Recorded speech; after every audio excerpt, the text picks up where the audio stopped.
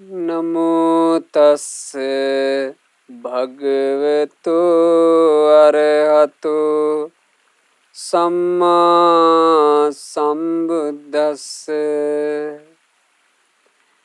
මේ දුක්ඛිත සංසාර ගමනේ පිනෙන් ලැබෙන රැකවරණය ගැන ඉතා පැහැදිලිව අපට දේශනා කළ අපගේ තිලෝගුරු භාග්‍යවත් අරහත් ගෞතම සම්මා සම්බුදුරජාණන් වහන්සේට නමස්කාර වේවා. සාදු සාදු සාදු.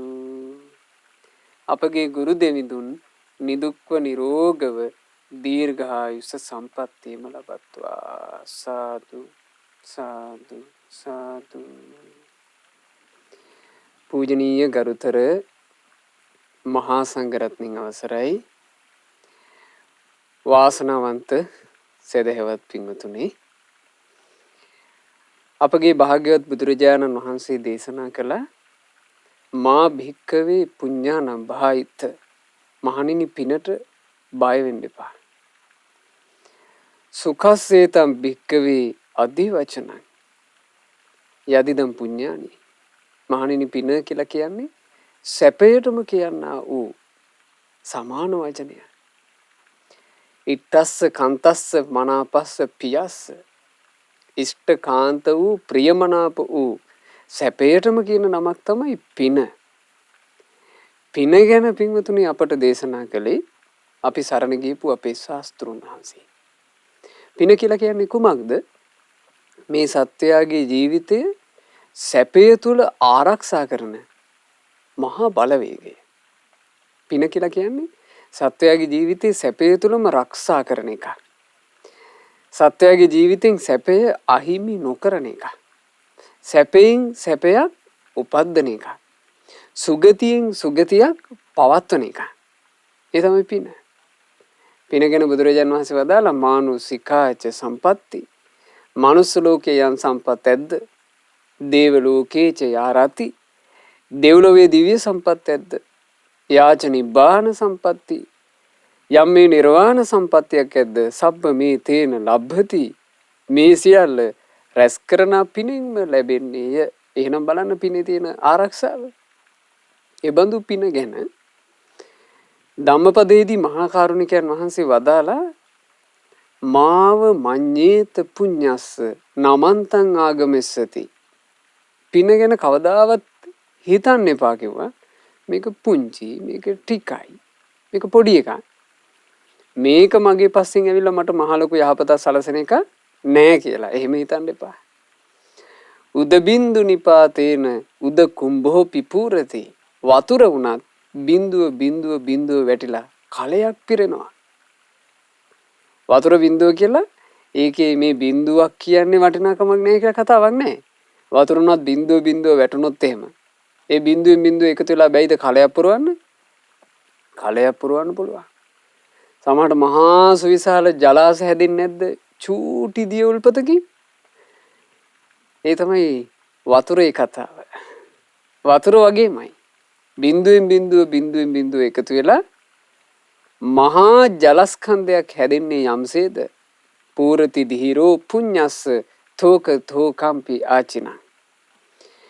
නුවණැත්තෙක් ටික ටික වුණත් පින කරනවා නම් ඔහුගේ ජීවිතේ යම් කලක පිනෙන්ම පිරියන්නේය. ශ්‍රී මුක බුද්ධ වචනේ. ඉතින් මේ බුද්ධ වචනේ අපි හොඳට හිතවල තැම්පත් කරගන්න ඕන, රඳව ගන්න ඕන. හේතුව පින්වතුනි, අපිට මේ මනුස්ස ජීවිතය ගත කරනකොට අපි වෙනුවෙන් කරගන්න පුළුවන් විශාල ආරක්ෂාවක් පින කිරීම. නොඑක ආකාරයෙන් පින කිරීම. පින කිරීම ගැන හොඳට හිත පිහිටුවාගෙන ඒ පින කිරීම ගැන හිත පිහිටුව ගන්න අපි නොඑක ආකාරයෙන් පින්වතුන්ලාට ධර්මානුශාසනා සිදු කරලා තියෙනවානේ. දැන් අද මේ කරන දේශනාවේදී අද දවස් ආරම්භ වෙද්දීම පින ගැන හිතවිල්ලක් ඇති කරගන්න මෙහෙම පුංචි පිනක් කියලා එකක් නැහැ. කරන පින් ඔක්කොම මට උපකාර පිණිස පවතින ඒවා. ඒ නිසා මට පිනක් කරගන්න ලැබෙන හැම වෙලාවකම මං මේ පින කරගන්නවා. ආන්ගේ අදහස ඇති කරගන්න. ඒ අදහසින් යුක්තව අපි අද ධර්මයේ ශ්‍රවණය කරමු. අද දේශනාවේ දායකත්ව දරන්නේ ඇමරිකාවේ පදිංචි පින්වත් ශර්මිලා සිල්වා මහත්මිය විසිනුයි. මේ මාසේ 4 වෙනි දින මේ යන්ට යෙදිච්චි පින්වත් සේපාල ගාමිණී සිල්වා ආදරණීය පියාණන්ට මේ සියලු පින් අනුමෝදන් වෙලා පියාණන්ගේ පරලෝක ජීවිතේ සැපයටපත් වේවා කියන අරමුණිමුයි අද ධර්ම දානය සිද්ධ කරන්නේ. ඉතින් අද මේ උතුම් දේශනාවේදී පින්වතුන්ලා සද්ධර්මාලංකාරයට අයත් කතාවස්තු 3ක් ඉගෙන ගන්නවා. 9 වෙනි කතාවස්තුව වන සද්දෙහිය වස්තුව, 10 වෙනි කතාවස්තුව වන පද්මාවතී වස්තුව, ඊළඟට 11 වෙනි කතාවස්තුව වන නන්දි රාජ වස්තුව කියන මේ කතාපුවත්. මේ කතාපුවත් හැම එකම අපට කියලා දෙන්නේ පොඩි පිනක් කියලා එකක් නෑ. අපි රැස් කරන පින අපේ ජීවිතයට පුදුම විදිහට ආශිර්වාදයක් වෙන්නේ. අපේ ජීවිතයට පුදුම ආකාර විදිහට තමයි රැකවල් සලසන්නේ. ඒ නිසා බුද්ධිමත් කෙනා තමන්ට සිත කය වචනින් පිනක් කරගන්න ලැබෙන හැම වෙලාවකම ඒ පින තමන්ගේ ජීවිතයට එකතු කරගන්න දක්ෂ වෙන්න ඕන. සද්දෙහිය කතාවස්තුවේ කියවෙන්නේ පින්වතුනි මෙහෙම පුවතක්. කාශ්‍යප බුදුරජාන් වහන්සේගේ කාලේ එක උපාසක කෙනෙක් හිටියා. අපේ තිලෝගුරු කාශ්‍යප අරහත් සම්මා සම්බුදුරජුන් මේ මහා භද්‍ර කල්පේ 3 වෙනුව ලෝ පහළ වෙච්ච කාශ්‍යප බුදුරජාන් වහන්සේගේ කාලේ මේ උපාසකයා උක්කර්මාන්තී කරපු කෙනෙක්. උක්කර්මාන්තින් තමන්ගේ පවුල නඩත්තු කරගෙන ඔහු ජීවත් වෙනකොට එක අවස්ථාවක ඔහු ගිලන් වෙච්චි සඟරුවනක් දැකලා ඒ උත්තමයන් වහන්සේට බෙහෙත් පිණිස ගිතෙල් හැන්දක විතර ප්‍රමාණයක් පූජා කරගත්තා. ගිතෙල් හැන්දක් කියලා කියන්නේ මහා ගොඩක් නෙවෙයි චුට්ටක්. ගිලන් වෙච්ච භික්ෂුවකට පූජා කරගත්තා. තව දවසක් කොහොම කටයුතු කර කර ඉන්නකොට ඒ වගේම ගිලන් භික්ෂුන් වහන්සේ නමක් දැක ගන්න ලැබුණා. උන්වහන්සේගේ ගිලන් භාවය දැකගම මේ උපාසකතුමා ගිහින් කතා කළා ස්වාමිනේ මොකෝ මේ ස්වාමීන් වහන්සේට අපහසුවක් තියෙනවද? මේ කතා කරනකොට දැනගත්තා උන්වහන්සේගේ රෝගයේ සුව වීම පිණිස උන්වහන්සේට උක් සකුරු ඕනේ කියලා. දැන් බෙහෙත් කරන්න ගියාම එක එකව උමනා කරනවනේ. උක් හකුරු. ඉතින් මේ උපාසකතුමා හොයලා උක් හකුරු පිටක් ඒ ස්වාමීන් වහන්සේට පූජා කළා. මේ පින රැස් කරගත්තා. දැන් තමන්ගේ දෛනික ජීවිතේ ඔහෙ යනවා. උක්කර්මාන්තේ කරනවා. ඒ පවුලේ කටයුතු කරනවා, දරුවන්ගේ කටයුතු කරනවා. ඒ අතරේ තමයි මේක වෙන්නේ. භික්ෂුවකට ගිතෙල් හැන්දක් පූජා කරගත්තා කියලා කියන්නේ ගත කරන දවසේ පුංචි වෙලාවක් පොඩි මොහොතකට කරපු එක. උක් හකුරු පිටක් පූජා කරගත්තා කියන්නේ දවසේ පොඩි වෙලාවකින් කරපු එක. ඊළඟට තව දවසක් යනකොට හොඳටම බඩගින්නේ ඉන්න බල්ලෙක් දකින්න ලැබුණා. ඒ බල්ල දකිනකොට තමන් ළඟ තිබුණා ආහාරය. ඒ තමන්ගේ ආහාරයෙන් මේ බල්ලාගේ කුස පිරේවා කියන අදහසින් බත් චුට්ටක් පූජා කළා. බත් පිටක්. බල්ලෙකුට බත් පිටක් පූජා කළා. බල්ලෙකුට බත් පිටක් පූජා කරන්න ලොකු වෙලාවක් යන්නේ. පුංචි වෙලාවකින් පොඩි මොහොතකින් කරපු එක. තව පස්සේ එක දවසක් මොහු තමන්ගේ ගෙදර වාසය කරනකොට එක මිනිස්සෙක් අසරණ වෙලා ආවා. ඒ පැමිණිච්ච මිනිසයා ණයක හිර වෙලා. මොහුව දැක්කම මොහුගේ අර කරුණාවන්ත ස්වභාවය පේන්න ඇති. මොහුගෙන් නිකන් ඇහුවා මම මෙහෙම මහා ණයක හිර වෙලා මට බැරිද කීයක් හරි දෙන්න.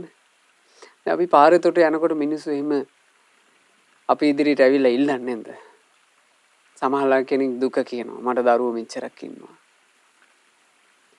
ඇතමෙක් කියනවා මගේ දරුවට මෙහෙම රෝගයක් හැදිලා මේ තියෙන වෛද්‍ය වාර්තාවෙන් පෙන්නන්නේ නැන්ද?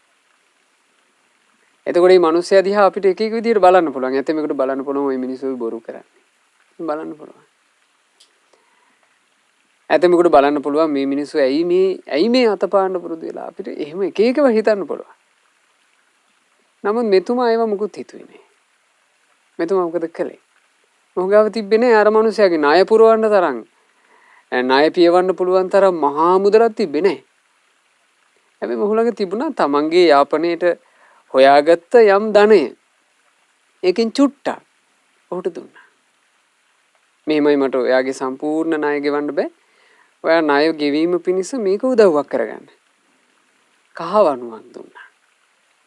ඉතින් ඒ කහවණුව පූජා කරලා ඔහු එදා ඒ පින රැස් කරගත්තා.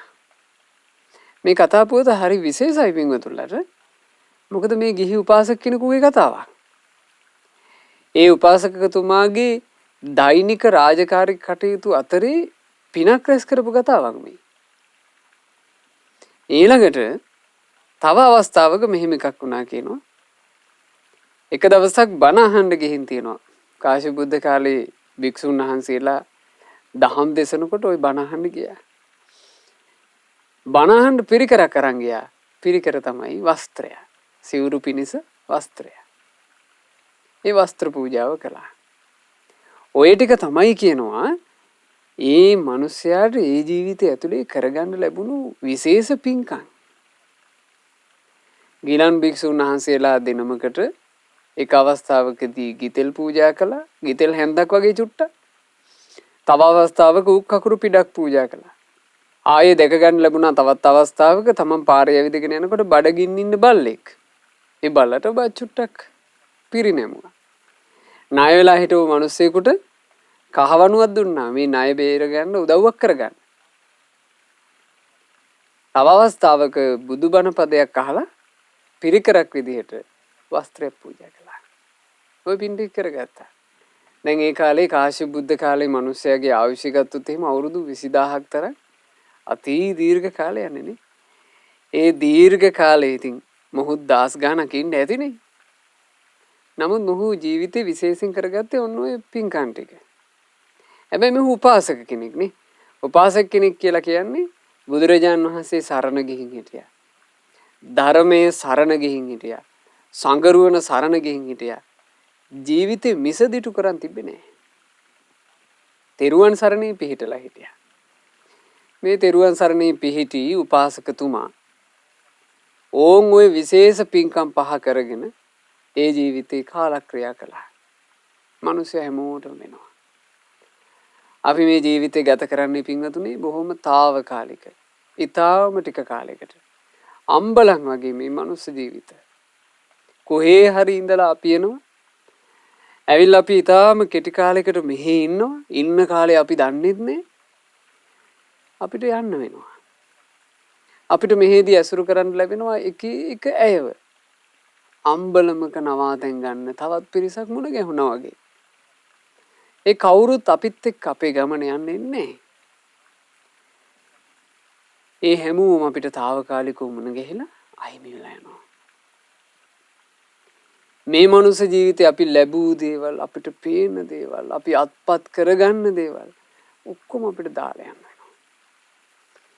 අපි මහන්සි වෙලා කැප්ප වෙලා අපි හිතමු මේ මුළු ලෝකෙම අපි ඇල්ලුවා කියලා.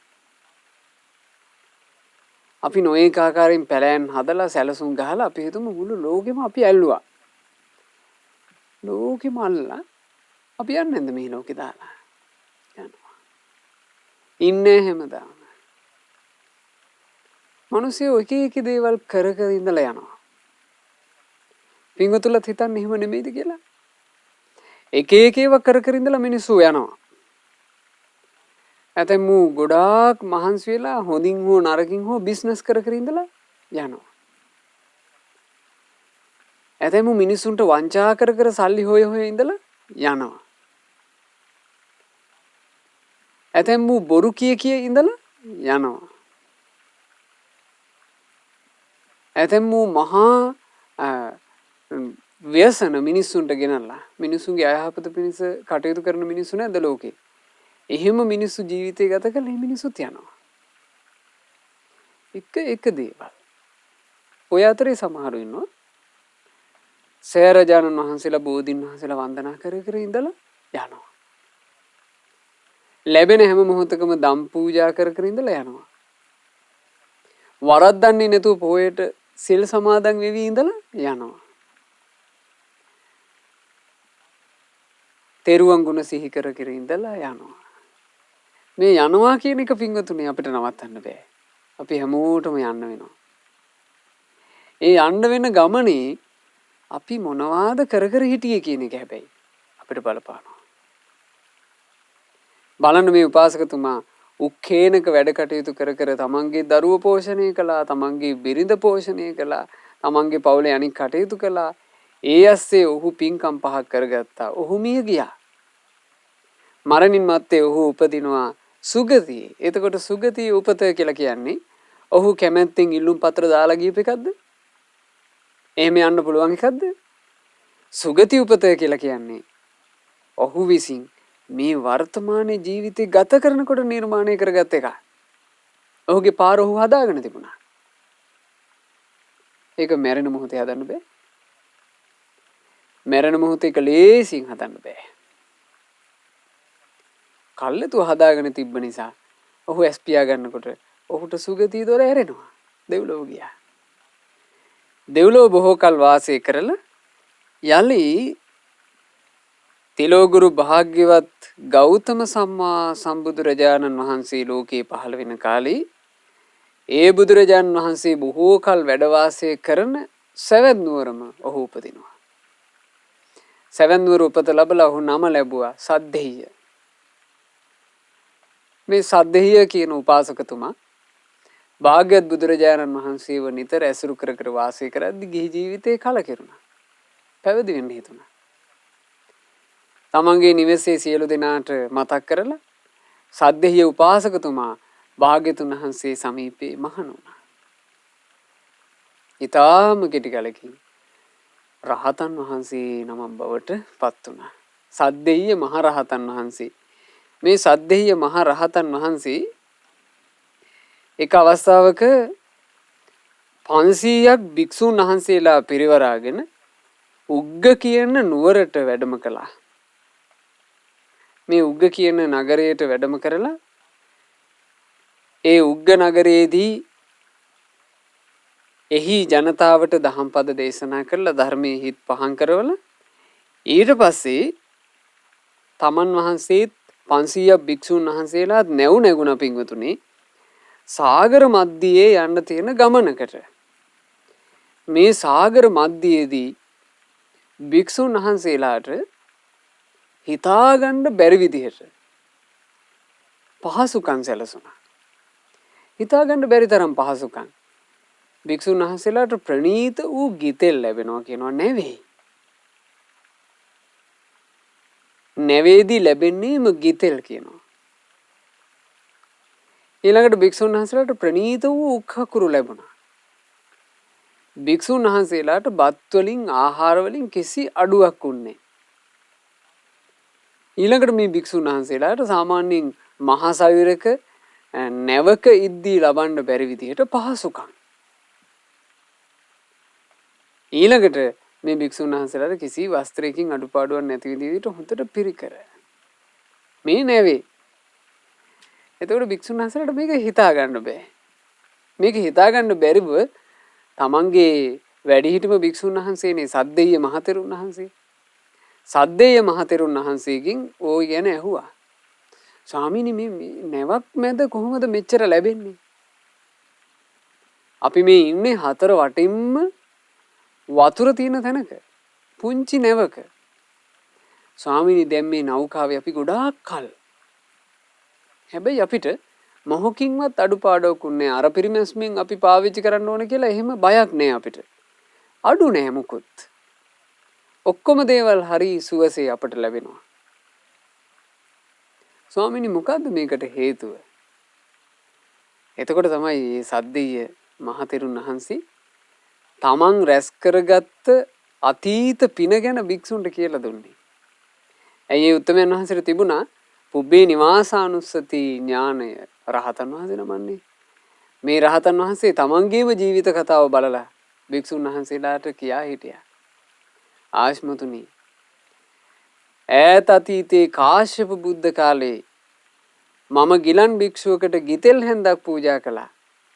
අපිට කිසි අඩුවක් නැතුව ප්‍රණීත වූ ගිතෙල් ලැබෙන්නේ ඒ පිනේ විපාකයයි මේ. ආශ්මතුනි මං ඒ කාලේ ගිලන් භික්ෂුවකට උක්සකුරු පූජා කළා. ප්‍රණීත වූ උක්සකුරු මේ නෞකාවේ තියෙන්නේ ඒ පිනේ විපාකයයි. ආයස්මතුනි මං බඩගින්නේ ඉන්න බල්ලෙක්ව දැකලා ඒ බල්ලට බඩින්ගිත්තක් පූජා කළා. උගේ කුස පිරේවා කියලා. ඒ නිසා අපිට අඩුවක් නැතුව මේ මුහුද මැද ඉද්දී බඩ පුරව ගන්න ආහාර පාන ලැබෙන්නේ.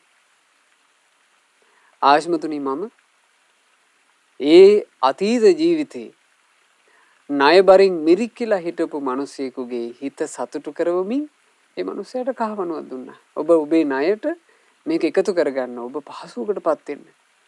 ඒ නිසා ආයස්මතුනි මේ නැවේ අපිට කිසි අපහසුයක් නැහැ. පුණ්‍ය විපාකය.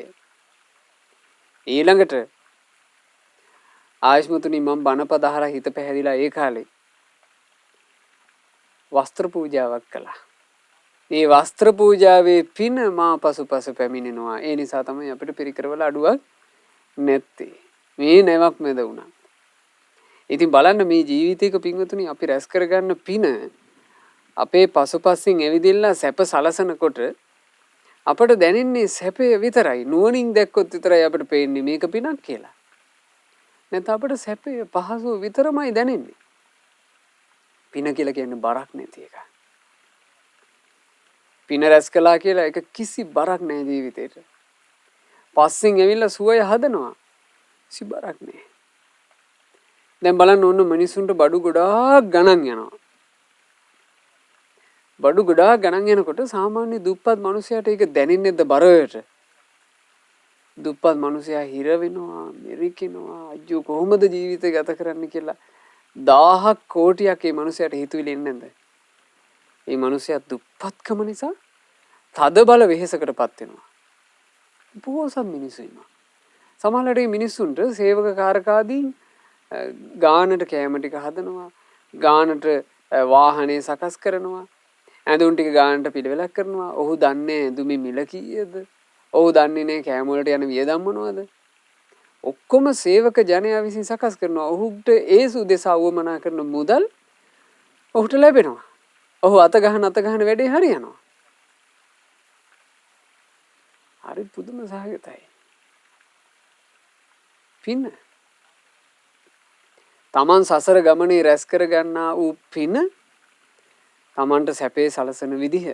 ඒ නිසා පින්වතුනි පිනට ආස කරන්න ඕන. පිනට කැමැත්ත ඇති කරගන්න ඕන. කුසලං නාව මන්තබ්බං කුද්දකන්ති කදාචිපි. කුසලය ගැන පින ගැන කවදාවත් හිතන්න එපා මේක පුංචි කියලා. අනන්ත ඵල දදං හෝති නිබ්බානම්පි දදාති තං. මේ පිනෙන් අපි සමහරට පුංචි කියලා හිතන පිනෙන් තමයි අනන්ත වූ ඵල උපදවා දෙන්නේ. ඒ වගේමයි මේ පිනෙන්මයි නිබ්බානම්පි දදාති තං නිවන කියන ඵලය පවා උපදවන්නේ.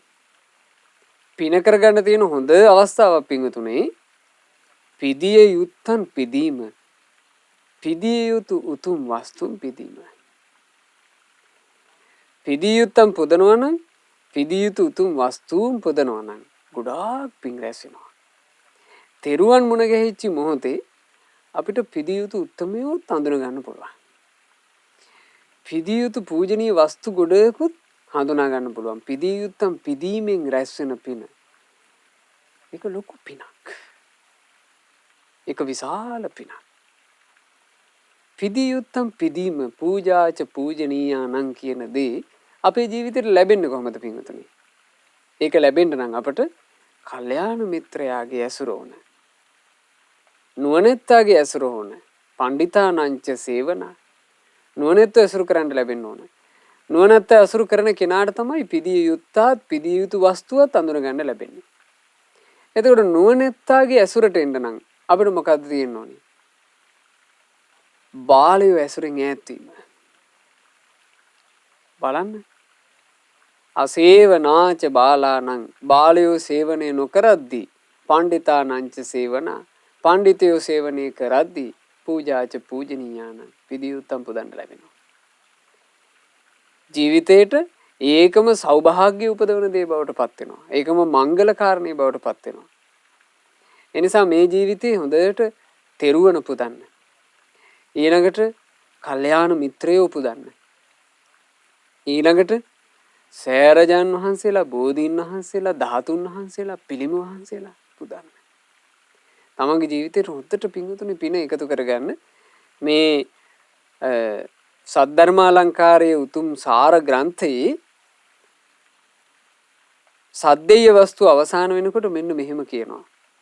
මනෝ පසාදේනපි අප්ප පුඤ්ඤං ඒවං මහන්තං භවති තී ඤත්වා හිතේ ප්‍රසාදයෙන් යුක්තව පුංචි පිනක් කළත් ඔය වගේ මහත්ඵල මහානිසංස ලබා දෙනවා කියලා දැනගෙන මා අප්ප පුඤ්ඤන්ති පමජ්ජත මේ පමජ්ජ තම්හා සරාත දේවින් ඉදං ලාජදායිති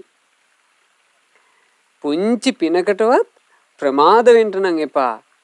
හොඳට සිහි කර ගන්නට කියනවා ලාජා දෙව්දුවගේ කතාව. හරි ලස්සනයි. මේ කියනවා හොඳට සිහිපත් කරගන්න කියනවා ලාජා දෙව්දුවගේ කතාව. ඒ ලාජා දෙව්දුවගේ කතාව කියන එක මෙතන විස්තර කරලා නැහැ. නමුත් ධර්මයේ ඉගෙන ගන්න ශ්‍රාවක ජනයා ලාජා දෙව්දුවගේ කතාව දන්නවනේ. පින්වතුන්ලා අහලා තියෙනවනේ ලාජා දෙව්දුවගේ කතාව. ලාජා කියලා කියන්නේ පොරිවරල. පොරි දෙව්දුවගේ කතාව. මොකද පින්වතුනි පොරි දෙව්දුවගේ කතාව? ඒක උනේ අපේ භාග්‍යතුන් වහන්සේ ජීවමානව වැඩ ඉන්න කාලේ රජගහ නුවර එක අම්ම කෙනෙක් හිටියා. ඒ අම්මා හරි දුප්පත්. ඒ අම්මා කරන්නේ මිනිස්සු කුඹුරු කපලා ඉවරුණාට පස්සේ මේ කැපූ කුඹුරේ අම්මා ඇවිදිනවා. ඇවිදිනකොට මිනිස්සු ගොයම් මිටි බැඳගෙන ගිහිල්ලා ඉවරුණාට පස්සේ ඇතැම් ගොයම් කරල් වැටිලා තියෙනවානේ. ඔය කුඹුරු අයිතිකාරයෝ හැම කරලක් ගානේ අහුලන්නේ නැහනේ. අර ගොයම් කරල් ඔහේ වැටලා තියෙනවා. මේ අම්මා මේ ගොයම් කරල් අහුල ගන්නවා. අහුලගෙන ඒකේ වී ටික වෙන් කරගෙන මේ අම්මා වගේ හදනවා පොරි. ඒ පොරි හදලා මේ අම්මා ওই පොරි චුට්ටක් විකුණගෙන කීයක් හරි හොයා ගන්නවා. එහෙම නැත්නම් මේ අම්මා මේ හදාගත්ත පොරි ටික කාලා ජීවත් වෙනවා. ඉතින් ලුණුත් නැති පොරි මේ අම්මා නිතර හදනවා. දවසක් මේ අම්මට පොරි චුට්ටක් හදා ගන්න පුළුවන් වුණා. එදා අපේ මහා කස්සප මහරහතන් වහන්සේ පිප්පලී ගුහාවේ 7 දවසක් නිරෝධ සමාපත්තියට සමවැදිලා ඉඳලා නැගිටපු දවස මහා කස්සප මහරහතන් වහන්සේ ගුහා ద్వාරයෙන් එළියට වඩිනකොට දෙවියෝ අහසේ පෙනී හිටියා. ඒ දෙවිවරු මහා කස්සප මහරහතන් වහන්සේට දානේ පූජා කරන්නට සූදානම් වුණා. මහා කස්සප මහරහතන් වහන්සේ දානේ ප්‍රතික්ෂේප කළා. මහා කස්සප මහරහතන් වහන්සේ මේ දාණයට සුදුසු තැනැත්තියක් හොයාගෙන යනවා. ඒ කවුද? අර පොරි චුට්ට හදාගෙන ඉන්න අම්මා. මහා කස්සප මහරහතන් වහන්සේ සංසුන්ව වඩිනවා දකින්නකොට අම්මගේ හිත පැහැදුනා. අම්මා ඉක්මනට ඉස්සරහට ගිහිල්ලා මහා කස්සප මහරහතන් වහන්සේට තමන් හදාගත්ත පොරි ටික පූජා කළා. එතන වළඳන්න පුළුවන් පරිසරයක් නැහැ. ඒ ළඟම වාඩිලා වළඳන්න කියලා ඉඩ කඩක් නැහැ. ඉතින් මහා කස්සප මහරහතන් වහන්සේ මේ පොරි චුට්ටත් අරගෙන වැඩම කළා. දැන් අම්මා ළඟ මුකුත් නැහැ. අම්මා බලාගෙන හිටියා නේ මං දානය පූජා කළා. මගේ දානය පිළිගත්ත උත්තමයා වඩිනවා. අම්මා බලාගෙන ඉද්දි මහා කස්සප මහරහතන් වහන්සේ ඈතට යනවා. දැන් අපිට නිකන් මොකද්ද වගේ දුකයි වගේ. උන්වහන්සේ නොපෙනී යනවා. අම්මා ඉස්සරහට ගියා. තව උන්වහන්සේව බලා ගන්න. දැන් උන්වහන්සේ ඈතට යනවා. මේ අම්මා උන්වහන්සේ දිහා බලාගෙන පියවර තියා යනකොට ඒ වෙලාවේ සර්පෙක් පැමිණිලා අවුව තපින්න. මේ සර්පයාව අම්මට පෑගුණා. සර්පයා කිපුණා අම්මට දෂ්ට කළා. ඒ අම්මා හිම ඇදගෙන වැටෙනවා.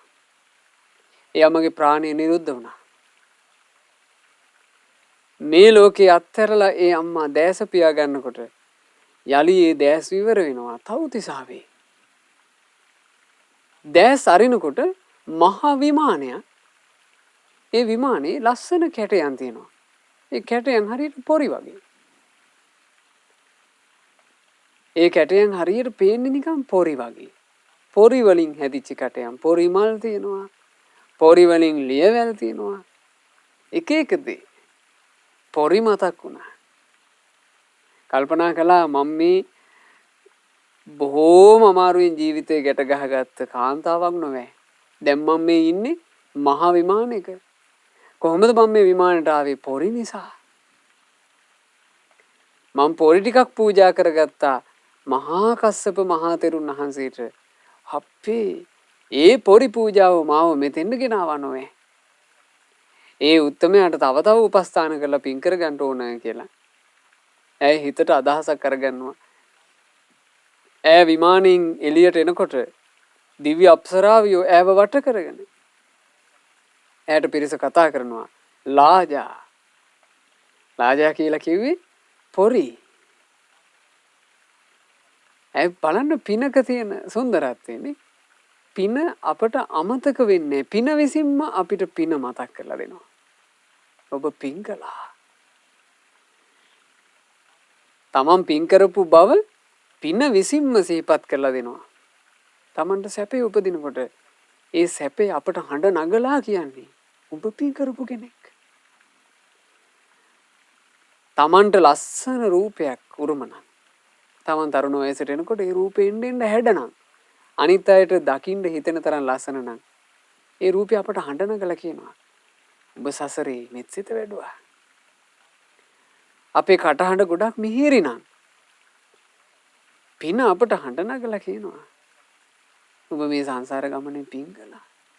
අපට සල්ලි භාගෙ තියෙනවා නම් අපිට ධනවත් බව තියෙනවා නම් අපේ පින අපට හඬ නගලා කියනවා ඔබ සසරේ දන් දුන්නා.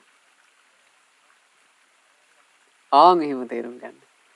ඉතින් දෙව්ලොවේ ගියපු ඒ ලාජා ඔය රජගහ නුවර මහා කස්සප මහරහතන් වහන්සේ වාසය කරපු පිප්පලි ගුහාවට ආවා කියනවනේ. උපස්ථානෙට. අහලා ඇති ඔබ මේක. ලාජා අහසේ ඉඳලා අරගෙන අතු ගන්නවා කියනවා. බලන්න පින්වතුනි අපි සංඝං සරණං ගච්ඡාමි කියලා සරණ ගියපු මහා සංගරුවනට උපස්ථාන කරන්න 16 වගේ දෙවිවරු ආවනේ. දාසියෝ වගේ දෙවිවරු උපස්ථාන කළේ. මහා කස්සප මහරහතන් වහන්සේ උදේ කුටියෙන් එළියට වැඩම කරනකොට මේ මිදුල ඇමදලා පුදුම ලස්සනක්. ඉතින් මහා කස්සප මහරහතන් වහන්සේ මුල් දවස්වල සතුටු වුණා. අනේ දැන් මේ සාමණේර භික්ෂුන් වහන්සේලා හොඳට වත පිළිවෙත කරනවා කියලා. දවසක් මහා කස්සප මහරහතන් වහන්සේට එකපාර දැක ගන්න ලැබුණා මේ මිදුලේ ආලෝකයක්. මහා කස්සප මහරහතන් වහන්සේ ඉක්මනින් එළියට වැඩම කළා. කවුද ඔය කියලා ඇහුවා. රහතන් වහන්සේනේ. රහතන් වහන්සේ අහනකොට අර දෙව්දූට බෑ හැංගවෙන්න. පෙනී හිටියා. ආසේ පෙනී හිටලා කිව්වා ස්වාමීනි මම ලාජා කිව්වා. ලාජා කිව්වට මට නිශ්චයක් නෑ කිව්වා. එතකොට ඈ කියනවා ස්වාමීනි ඔබ වහන්සේට පොරි පූජා කරපු එකි. මම පොරි පූජා කරලා මං දෙව්ලොවේ උපන්නා. දැන් මුකු මේ ආයාවේ. එතකොට ඈ කියනවා අනේ ස්වාමීනි ඔබ වහන්සේට පොරි ටිකක් පූජා කරගෙන මම මෙච්චර සැපයකටපත් වුණා නම් මම මේ තව සැප එකතු කරගන්න. නෑ. ආයෙන්න එපා කොහොමද? එතකොට බැගෑපත් වුණා. අනේ ස්වාමීනි එහෙම කරන්න එපා. ඉතින් අපිට පිනක් ඕනේ නොවේ. මහා කස්සප මහරහතන් වහන්සේ වදාලා ඔබ දන්නව නේද? මේ පාරිශුද්ධ වූ සංගරුවනේ ජීවිතේට ස්ත්‍රීන්ගේ සමීප වීම කිලුටක් කියලා. සවහම යන්න කියලා. එතකොට ඇය තවත් බැගෑපත් වෙන්න ගන්නවා. දැන් මහා කස්සප මහරහතන් වහන්සේ කියන එක තේරුම් ගන්නෑ. ඊට පස්සේ මහා කස්සප මහරහතන් වහන්සේ වටාපත තිබුණා කුටි. මේ වටාපත අරගෙන මහා කස්සප මහරහතන් වහන්සේ මේ වටාපත ගැසුවා. යන්න කියලා. ඒ කිව්වම ආනුභාවයට ඇයට බැරි වුණා අර කුටිය ළඟ ඉන්න. ඈතට ඈ යනවා. ඈත අහසේ ඈ අඬා ඉන්නවා. මහා කස්සප මහරහත් මුනිදුන්ට පිදූ දානෙමයි මහත්ඵල කියලා බලන්න. අර මහා කස්සප මහරහතන් වහන්සේ කියන ගැටීමක් නෑ. නැසී ආනුභාවය ගැන චිත්ත ප්‍රසාදයෙන් කඳුළු සලසලා ඒ උත්තමයන් වහන්සේට පුදපු දානෙමයි මහත්ඵල කියලා. ඉතින් බුදුරජාණන් වහන්සේ ආන්නේ වෙලාවේ ලාජාව ආරම්භය ගාථාවක් වදාලා. පුඤ්ඤංචේ පුරිසෝ කෛරා යමෙක් පින කරගත්තොත් කෛරා තේත පුනප්පුනං ආයේ ආයෙමත් ඒ බඳු පින්කම් කරන්නටම කැමති වෙන්න. තම්හි චන්දං කෛරාත පින කිරීම ගැන ලොකු ආසාවක් කැමැත්තක් හිත ඇතුලේ ජනිත කරගන්න ඇති කරගන්න හේතුව සුඛෝ පුඤ්ඤස්ස උච්චයෝ පින යනු සැපයටම කියන නමකි. පින කියලා කියන්නේ සැපයටම කියන නමක් අධිවචනයක්. ඒ නිසා පින්වතුනි හොඳට පින රැස් කරගන්න මේ පින රැස් කර ගැනීම පිණිස මේ කතා පුවත සද්දෙහිය කතා පුවත බොහෝම වටිනවා. ඊළඟට පద్මාවතී කතා වස්තුව කියලා කියන්නේ අපේ මේ ගෞතම සාසනේ එරිදි බල ඇති භික්ෂුණීන්ට අග්‍ර වූ උප්පලවන්නා රහත් උත්තමාවියගේ අතීත ජීවිත ප්‍රවෘත්තිය. ඉතින් මේ අතීත ජීවිත ප්‍රවෘත්තියේ කියවෙනවා ඇය පద్මාවතී නම් වූ බිසවක්ව සිටින කාලේ පසේ බුදුරජාණන් වහන්සේලා 500 නමකට ගෞරව අප උපස්ථාන දක්වලා තියෙනවා. බොහෝම ගෞරවයෙන් ඒ උතුමන්ව පිදුවා. 500 නමක් පසේ බුදුරජාණන් වහන්සේලා. ඒ පසේ බුදුවරු 500 නම පුදනවා කියලා කියන්නේ එතකොට මොකද්ද? පූජාච පූජනීයානම් පිදිය යුතු උතුමන් පිදුවා. මේ පුදලා ඈ සමීපයේ තිබුණ නිල් මහනිල් මල්. ඒ නිල් මහනිල් මල් මේ පසේ බුදුරජාණන් වහන්සේලාට පූජා කළා. ඒ පූජාව කරන වෙලාවේ ඇයට හිතුවිල්ලක් ඇති වෙලා තියෙනවා. ඒ නිල් මහනිල් මලේ තියෙන ඒ ලස්සන අනේ මට මගේ රූපෙට ලැබෙනවනේ. ආන්න එහෙම හිතුවිල්ලක් උපන්න. මේ නිල් මහනිල් මලේ යම් ස්වභාවයක් යම් ප්‍රභාවයක් යම් ලස්සනක් තියෙනවාද? ඒ ලස්සන අනේ මටත් ලැබෙනවනේ. මගේ ඡවි වර්ණයත් නිකන් නිල් මහනිල් මලක වගේ එහෙම පැහැයක් ගන්නවනේ. නිල් මහනිල් මලක් දකින්නකොට මිනිස්සුෙකුට ඇති වෙන යම් මේ ප්‍රසාද ජනක බවක් ඇද්ද? මගේ ශරීරය දකින්නකොටත් එහෙම ප්‍රසාදයක් උපදිනවනේ. ආංගොම හිතුවිල්ලක් උපන්න. ඒ හිතුවිල්ලෙන් තමයි මේ පద్මාවතී බිසව අර නිල් මහනිල් මල් පූජා කළේ. ඒතර ඒ පද්මාවතී කියලා කියන්නේ උපලවන්නා අරහත් උත්තමාවියගේ ඒ పూర్ව ජීවිතේ එකම එක ජීවිත අවස්ථාවක් නේ. එකම එක ජාතියක උපන්නේ පද්මාවතී කියලා. දැන් ඊට කලින් ගත්තොත් එහෙම මහා ශ්‍රාවිකාවක් නේ. මහා ශ්‍රාවිකාවක් නිසා පිංගුතුනේ පියු මතුරා එහෙම නැත්නම් පදුමුත්තර බුදුරජාණන් වහන්සේ කාලේ ඉඳලා පෙරුම් පුරාගෙන එන කෙනෙක්. මහා ශ්‍රාවක පිරිස පෙරුම් පුරන්න එපැයි. කල්ප ලක්ෂයක ඉඳලා ඇය මේ පාරමී පුරාගෙන එනවා. පද්මාවතී කියලා කියන්නේ පින්වතුනි උප්පලවන්න අරහත් උත්තමාවියගේ ඒ పూర్ව ජීවිතේ එක જાතියක් නේ. ඇය පින් රැස් කරගත් එක જાතියක් ඒක උපතක්. සාමාන්‍යයෙන් ඇය මහා ශ්‍රාවිකාවක් නිසා කල්ප අසංකේයයක ඉඳලා පෙරම් පුරාගෙන ඉන්න කෙනෙක් නේ. නමුත් මේ ජීවිතය තුළ ඇය අර පසේ බුදුවරු 500 නමක් පුදලා නිල් මහනිල් මල් පූජාවක් කරලා ඒ පුණ්‍ය ප්‍රාර්ථනාවක් ඇති කරගත්තා. ඒ පුණ්‍ය ප්‍රාර්ථනාව නිසා තමයි කියනවා ඇයට මෙච්චර ලස්සනක් ලැබුණේ. දැන් ගෞතම සාසනයට එනකොට උප්පලවන්නා කියලා කියන්නේ දකින්න අයගේ හිත පැහැර ගන්න තරම් ලස්සන තැනැත්තිය. ඒ ලස්සන ඇයට උරුම කරලා දුන්නේ තමන් විසින් රැස් කරගත්ත පින.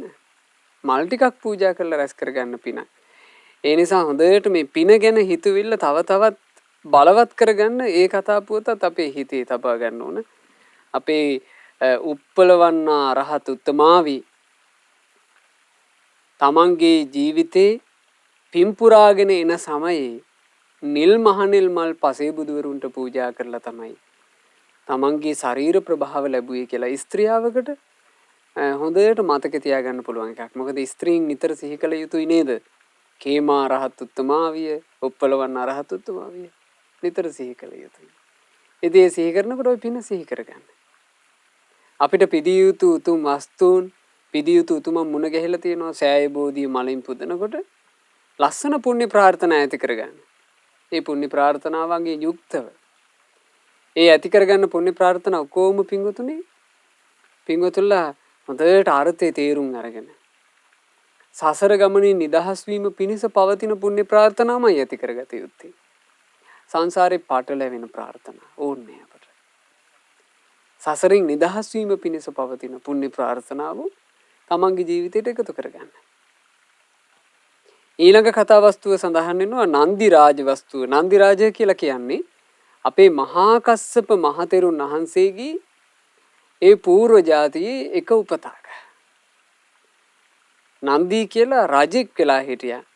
ඒ නන්දි කියන මහා රජුගේ සමයේ බොහෝ පින් දැස් කරගත්තා. දැන් අපේ මහා කස්සප මහරහතන් වහන්සේගේ పూర్ව જાතිය ගත්තොත් එහෙම පදුමුත්තර බුදුරජාණන් වහන්සේ ලෝකේ පහළ වෙච්ච කාලේ වේදේහ කියලා ග්‍රහපතියෙක් විදිහට ඉපදිලා හිටියා. ඒ කාලේ පදුමුත්තර බුදුරජාණන් වහන්සේටත් මහත් වූ භික්ෂු සංඝයාටත් දම්පැන් පූජා කරලා ගොඩාක් පින් කරගත්ත කෙනෙක්. ඊළඟට මහා කස්සප මහරහතන් වහන්සේ රැස් කරගත්ත ඒ පින් වලින්ම ආයේ පින් කරගන්න අවස්ථාවක් ලැබුණා කාශ්‍යප බුද්ධ කාලේ. ඔබ අහලා තියෙනවා කාශ්‍යප බුද්ධ කාලේ ඒක සාඨක නමින් ඉපදිලා හිටියේ මහා කස්සප මහරහතන් වහන්සේ. ඒක සාඨක කියලා කියන්නේ එක සලුවක් ඇති. ඒකට මොකක්ද හේතුවක් නිසා කාශ්‍යප බුද්ධ කාලේට එනකොට දුප්පතෙක්. එකම එක සලුවයි Tamanට තිබුණේ. එක සලුවයි තිබුණා කියලා කියන්නේ පින්වතුනි ගමනකට අඳින්න කියලා තිබුණේ එක සලුවයි. දැන් අපේ තියෙනව නේද එහෙම ගෙදරට අඳින ඇඳුම් ගමනකට පාරට අඳින ඇඳුම් කියලා. පිළිවෙලකට තිබුණේ එක වස්ත්‍රයයි. මේ එක වස්ත්‍රය ඔහු දවසක් බණ අහා ඉද්දි හිත ප්‍රබෝධයටපත් වෙලා තමන් ළඟ තිබුණු එකම එක වස්තුව පූජා කළා. ඒ වටින වස්ත්‍රය හොඳට නමලා මේ තමයි ඉතින් මට තියෙන එකම වස්තුව මම මේක පූජා කරනවා කියලා පූජා කළා. ඉතින් එහෙම පින රැස් කරගත්තා. එහෙම පින රැස් කරගෙන තමයි අවසානයේ මහා කස්සප නමින් මේ සම්බුද්ධ ශාසනේ මහා ශ්‍රාවක රත්නය බවට පත් වුණේ. ඒ ශ්‍රාවක රත්නය නිර්මාණය වුණේ කුමකින්ද? පිනෙන්මයි.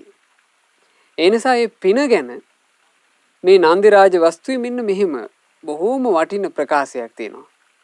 යතා සාසප මත්තම් හා බීජා නිග්‍රෝධ පාදපෝ ජායතේ සත සාකඩ්ඩෝ මහා නීලම් බුදෝ මමෝ. හරියට අබෑටයක් වගේ ඊතා සියුම් වූ අපෑටයක් තරම් ඊතා පුංචි වූ නුග බීජයකින් තමයි කියනවා වලාකුලක්සේ පැතිර ගිය ශාඛා ගොඩාක් තියෙන මහා නුග රුකක් හටගන්නේ. තේරුණාද කියපු එක? පුංචි ඊතා පුංචි අබෑටයක් තරම් පුංචි නුග බීජයකින් සාමාන්‍ය නුග ගෙඩිය ඇතුලේ පින්වතුන්ලා දැකලා ඇති චූටි තමයි නුග බීජ තියෙන්නේ. නුග ගෙඩිය කියන ගෙඩිය ඇතුලේ තමයි නුග බීජය තියෙන්නේ. ඒ නුග බීජෙන් තමයි කියනවා නුග පැලේ පැන නැගිලා අවසානයේ මහා සුවිශාල නුග රුකක් බවට පත් වෙන්නේ. තතේව පුඤ්ඤ කම්මම් හා අනුම්හා විපුලම් පලං. ඕන් ඔය වගේමයි පින රැස් කරගත්තොත් පුංචි පින කියලා නෑ. ඒ පිනෙන් තමයි විපුල ඵලයක් උපදවා දෙන්නේ. හෝතීති අප්ප පුඤ්ඤන්ති නාව මඤ්ඤෙය්‍ය පණ්ඩිතෝ. ඒ නිසා කිසිම පිනක් ගැන මේක අල්ප පිනක් කියලා නුවණැත්තෝ නම් කල්පනා කරන්නේ නැත. ඉතින් ඒ නිසා මේ කරුණු කාරණා පින්වතුන්ලගේ හිතේ මුදයට රඳවා ගන්න. රඳවාගෙන තමන්ගේ ජීවිතේ තමාව අත්හැර නොයන සෙවණල්ලක්සේ පසුපසින් පැමිණෙන ජීවිතයට සැප විපාකම උපදවා දෙන පුංචි දෙයක් කියලා කිසිසේත් බැහැර කළ නොහැකි පිනම ජීවිතයට එකතු කරගන්න. පිනෙන් සැපවත් වූ ජීවිත ඇති කරගන්න අප හැම දෙනාට වාසනාව ලැබේවා. සාදු සාදු සාදු.